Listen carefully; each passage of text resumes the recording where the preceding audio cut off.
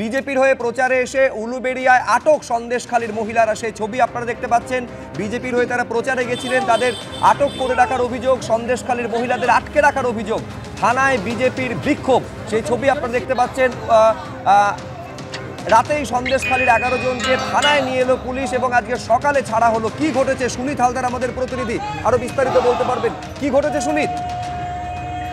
দেখো সত্যি গতকাল রাতে উলবেড়িয়ার যদুরবেড়িয়াতে একটা বিয়ে বাড়ি ভাড়া করে সন্দেশখালীর 11 জন মহিলা এবং 2 জন পুরুষ তাদেরকে নিয়ে আসা হয়, তারা ওখানে থাকছিল এবং এই সন্দেশখালীর এই মহিলাদের মূলত বিজেপির পক্ষ থেকে আনা হয়েছিল উলবেড়িয়া লোকসভা কেন্দ্রে তার প্রচারের জন্য এবং আজকে তাদের মহিলা মোর্চার নেতৃত্বের সঙ্গে তাদের একটা বৈঠকেরও ব্যবস্থা করা হয়েছিল।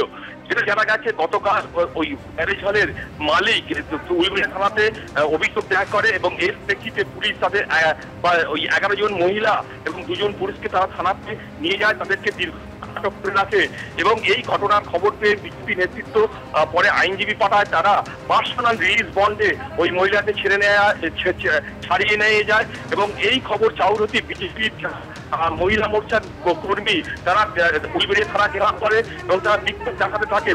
সুনীত, আপাতত তোমাকে ধন্যবাদ। আমি আরেকবার আপনাদের বলবো, রাত্রে আটক করা হয় এবং সকালে তাদের ছাড়া হয়।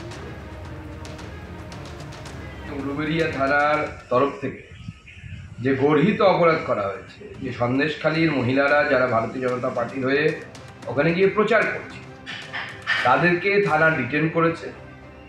সেই মহিলাদেরকে যাদেরকে মাননীয় প্রধানমন্ত্রী শক্তি স্বরূপা বলেছে। আজকে এই গণতান্ত্রিক পরিবেশ নিয়ে বড় বড় কথা তৃণমূল কংগ্রেস বলে, এই গণতন্ত্রের এই এত বড় উৎসব লোকসভা ভোট, তাতে সন্দেশখালীর মহিলারা গিয়ে কি প্রচার করতে পারে না অন্য জায়গায়? আপনি ভোটের 48 ঘন্টা আগে তাদেরকে সরিয়ে ওখান থেকে চলে যেতে বলতে পারেন, কিন্তু ভোট এখনো বহুদিন বাকি। আর আপনি আইসি যিনি এই কাজ করেছেন তিনি গর্হিত অপরাধ করেছেন এবং শুধু তাই নয়, এর আগে বেলডাঙ্গা থানার আইসি সাসপেন্ড হয়েছে, অন্য জায়গার আইসিরা অনেক জায়গায় তাদেরকে ট্রান্সফার করা হয়েছে। এই আইসির উপরেও আমরা পুরো নজর রাখছি। এবং এই সন্দেশখালীর মহিলাদের এত ভয় কেন?